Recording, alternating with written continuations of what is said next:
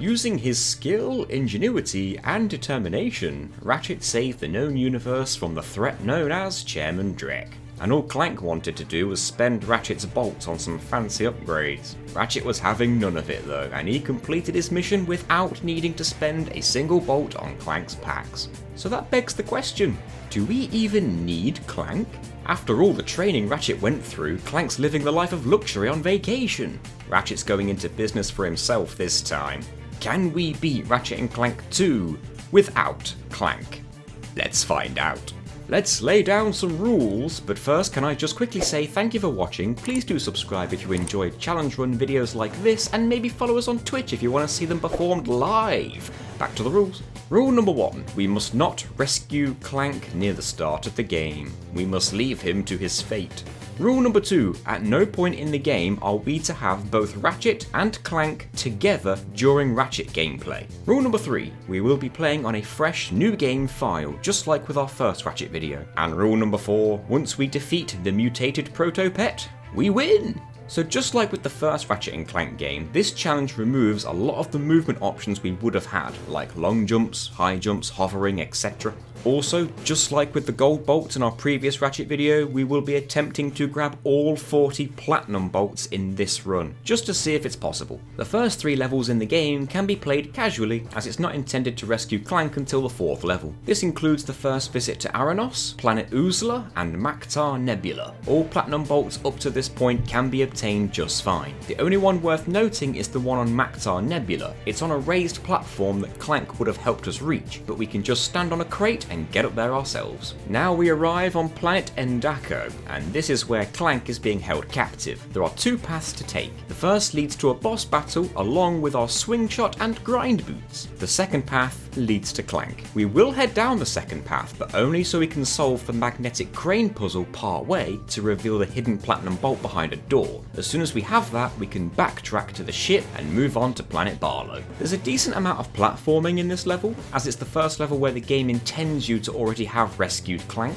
The most difficult part is just beyond a shimmying ledge that leads to a secret area for Platinum Bolt, but with some good timing we can still get through most of this level no problem. We need to make sure to purchase the decoy glove on this level too. This will be important later. Right at the end of the level we see a large gap. This is the very spot where the developers intended us to not be able to progress without Clank. If we had Clank we could clear this gap easily with a long jump, but we're gonna need another way. It turns out you can actually clear this gap with a double jump into a hyper strike, as long as we jump on the very edge for maximum distance. It can also help to point the camera downwards to judge how close to the edge we are. From here on out, Clank will start appearing in all the game's cutscenes, as we're not meant to be this far in the game without him, but despite that, the game does not consider Clank as rescued, and we still don't have Clank with us during gameplay, so we're all good. On to planet Notak.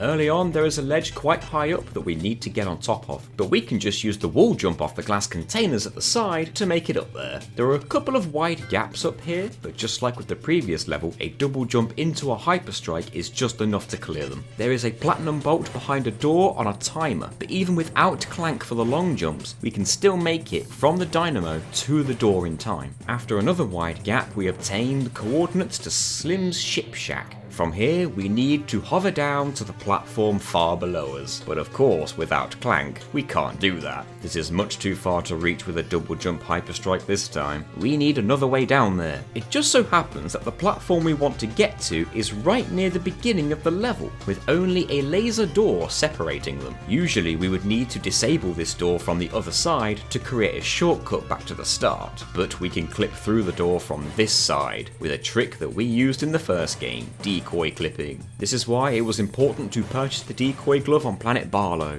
Normally decoys would be used to distract enemy attention, but they can also be used to clip through walls. If we hug against the wall we want to clip through and aim a decoy down at our feet in first person view, the decoy can spawn underneath Ratchet and push him through the wall. Normally the laser door would push us away if we get too close, but if we quickly enter first person view next to it, it won't push us away, and from there we can use decoy clipping to pass right right through to the other side, which bypasses that big hover. The next section requires us to freeze and thaw bodies of water to make progress. There are points where the water level is going up and down. We need to freeze the water at the right time to pass through the tunnel. However, at the end of these tunnels, we need to perform a high jump from the ice up to the platform above. If we want to get up there, we need to be very specific on the timing that we freeze the water. It needs to be just high enough for us not to require the high jump at the end, but just low enough so that we can still squeeze through the tunnel. If the water level is just close enough to the roof of the tunnel when we freeze it, then this is just the right height we need. Since we just unlocked Slim's ship shack, I will take this time to say that so far I haven't mentioned any of the ship flying levels. The reason for this is that they don't really factor into a no Clank run anyway, but I will quickly cover them all now. There are 4 ship levels in total, and each one contains a few missions that either entail us gunning down the enemy ships or racing through rings. We actually need to do all 4 of these races without missing a single ring to earn a platinum bolt for each one. The dogfight missions, however, can get fairly difficult, and this is why we need to visit Slim's ship shack. There we can purchase some upgrades for our ship, and these upgrades are purchased with raritanium, which can be found either in rocks during the ship levels or underground on certain other planets. However, there is a way to obtain all these upgrades very early on, and it is far from intended. All we need is 5 raritanium for each upgrade. The reason we need 5 is because that's enough to purchase the cheapest item. If we select the expensive upgrade that we want, a confirmation box will open. Now, we need to back out of the sale and very quickly move over to the item that costs 5 raritanium and then very quickly purchase it. As long as we were quick enough, this confuses the game into awarding us with the expensive upgrade that we viewed first, but it only costs us the price of the item we quickly moved to. This means we can purchase every single ship upgrade in the game for 5 raritanium each. It's worth noting this only seems to work on the PS2 version of the game due to the PS3's faster loading speeds. The next planet has 2 platinum bolts, and I believe it was intended to use Clank to reach both of them. The first is high up, and we need to use a tractor beam to create a platform, but even then it looks like we need a high jump from there. However, we can perform a running side flip into a hyper strike to make it up there. The second platinum bolt requires us to hover down to a lower part of the level from above, as there is a metal fence blocking the way once we're down there, but we can simply use decoy clipping again to clip right through the fence. Once we have that platinum bolt, there are steps that allow us to jump back over the fence again. From here, the level is pretty much just a boss fight. There is a bit of platforming during the encounter, but the slingshot tends to be all we need to get from one truck to the other. After Siberius, we are now stuck on planet Tabora, and early on, we need to do some actual platforming. There are also some ledges over instant death lava pits, and to reach the higher ones, it's intended we use the high jump. Our usual substitute for the high jump is a running side flip into a hyper strike. It can be fairly precise, but if we aim it right, it usually provides just enough height for us to reach most high up platforms. The issue this time is that these ledges don't provide much room for a decent run up before the side flip. I'm sure it's still possible, but it's made far more difficult with such little room to work with, and we just could not make it. But if you've watched our video on the original Ratchet and Clank, then you'll know that not only does the hyper strike allow for some extra height, it also automatically aims Ratchet towards any nearby crates if there is one nearby. It just so happens that there is a nanotech crate on the platform further away, and this allowed us to get onto it with a running side flip hyper strike.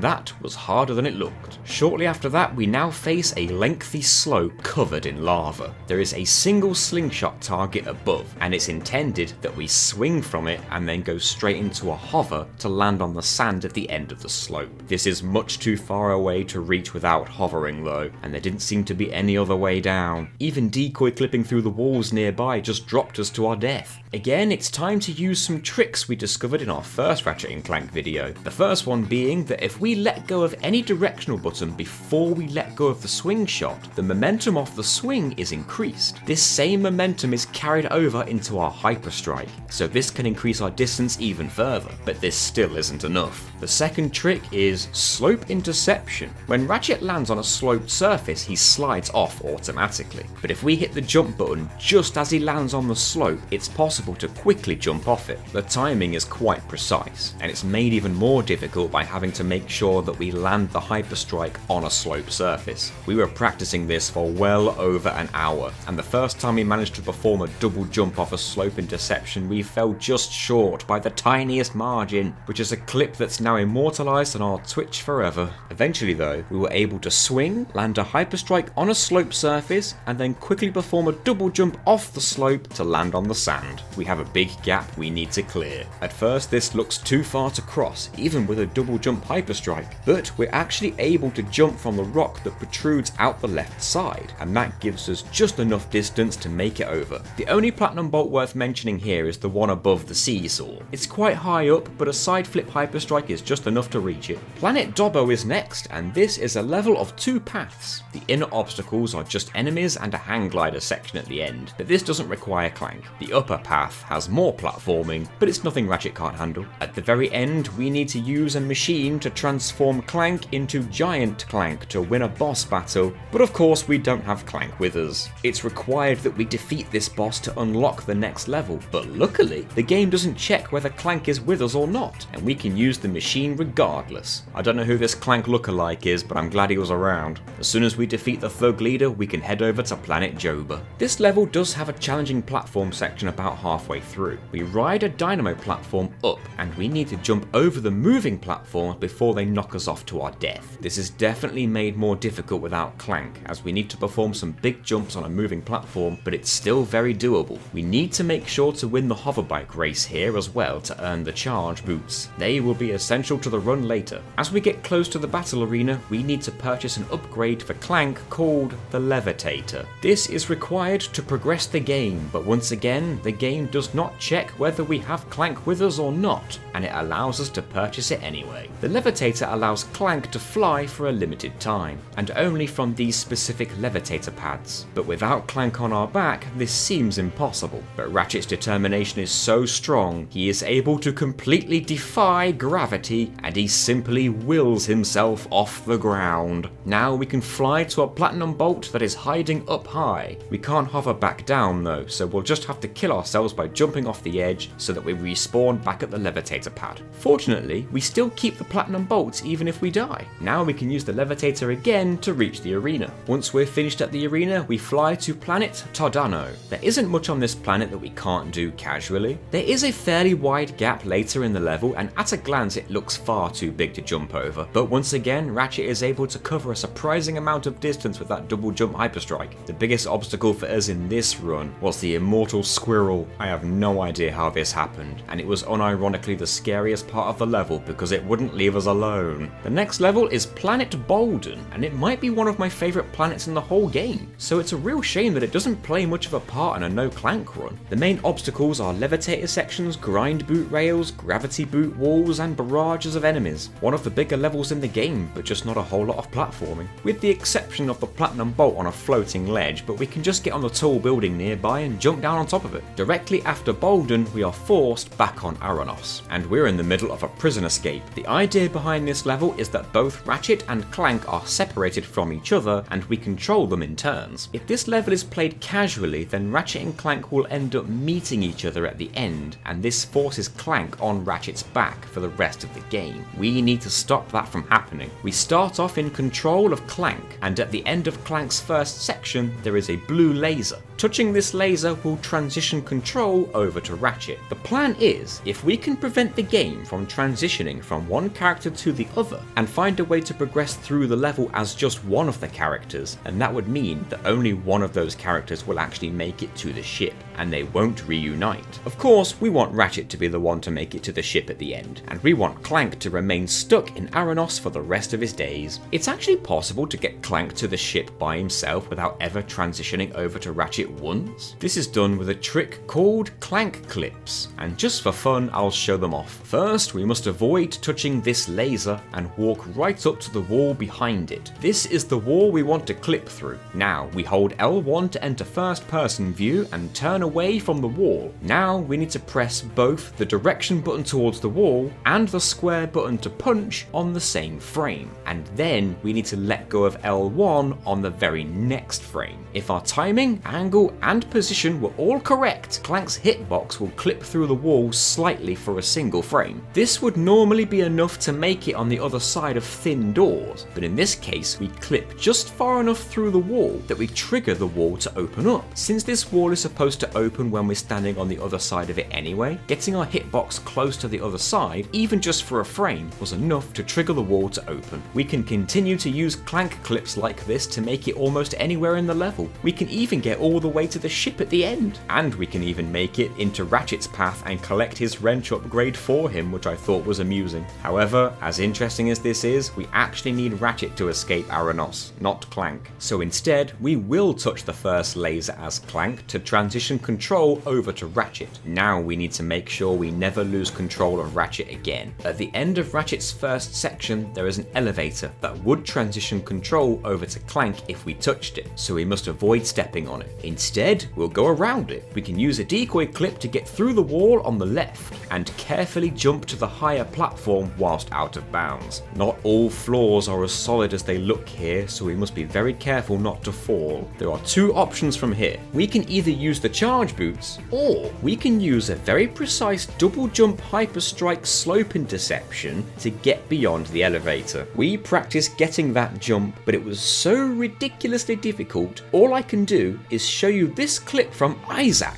of just how it's supposed to be done. Thank you very much, Isak. Instead, we'll use the charge boots method. If we look straight ahead, we can see some parts of a later section of the level. We need to use the charge boots to launch ourselves towards that direction, and then throw a decoy out in midair. As soon as we throw the decoy in midair, we maintain forward momentum without losing height, and then we can also very quickly nail a side flip hyperstrike at the end of the decoy throwing animation to just land on the very edge of the ship. The timing of all these inputs took some practice, but it's very satisfying once you've done it. From here we can jump on the sloped metal surface to stick back to it with our gravity boots. Now we can either backtrack along the metal surface to grab our wrench upgrade, or we can just continue forward to reach the ship. Even though Ratchet and Clank reunite in the cutscene, afterwards Clank is nowhere to be seen. The one and only platinum bolt on this level happens to be directly underneath the end of the level. It's intended that we hover down here, but it's actually possible to get there with the charge boots as long as we're at the right angle, and from there we can use the levitator to get back up. The last thing of note on this level is that if we leave and then return to it for any reason, the game will force Clank on our back as soon as we arrive. So we need to make sure we already have the platinum bolt and purchase the Quark figure before we leave. The next level is Planet Snivelak, and there's really only one platforming section here, and it's for the platinum bolt. First of all, we need to use the charge boots to get down to the ledge below. From there we have some dynamo platforming until we get to the top. It's a little bit challenging, but we certainly don't need Clank to get up there. Once we have the platinum bolt, we can use the charge boots to get back down to where we started. The rest of the level is simply a barrage of enemies with a giant robot boss fight at the end. It's one of the more tedious fights in the game, but there is a way to basically skip it altogether.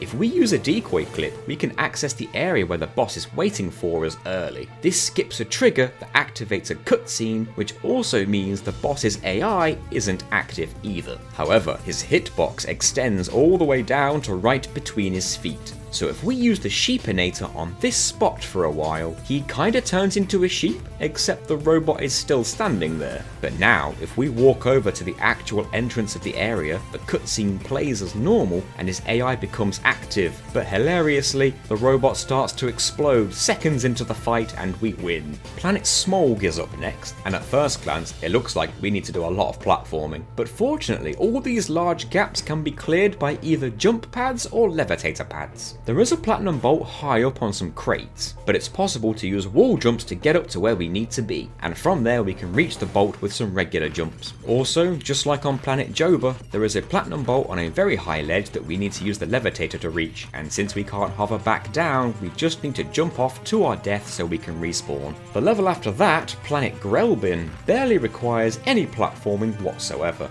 This is our first of 2 visits to this planet, so for now we just need to collect the moonstones out in the front frozen wasteland, and then complete a hang gliding section. Even on the second visit to Grelbin, all we need to do is take remote control of several robots, and then guide them through a maze-like area whilst gunning down other robots. The only other thing worth mentioning is that avoiding the underwater lasers is slightly more difficult without the Hydro Pack, but it's not that bad. Not much more to say about Grelbin, so we'll move on to Planet Damacel. The grind rail section is a large part of this level, which is free in a Clankless run. The main path has a wide gap that we need to double jump Hyperstrike over, and further in there is also a high ledge we need to side flip Hyperstrike onto, although we have to do that last jump on ice, so it's a bit more awkward than usual, but other than that all the platforming can be done just fine. Now for Planet Yeedil. The main challenge we face here is the high number of enemies, rather than any platforming, so we run and gun our way through and unload all of our ammo into the mutated Protopet until it's defeated. The game is over. Ratchet has saved yet another galaxy, and he was able to do it whilst getting all 40 platinum bolts. Can we beat Ratchet and Clank 2 without Clank?